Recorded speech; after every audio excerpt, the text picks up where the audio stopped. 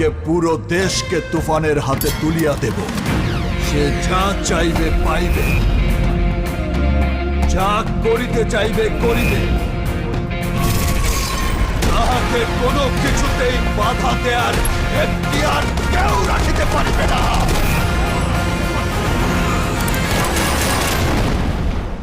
আর এর ব্যত্যয় ঘটিলে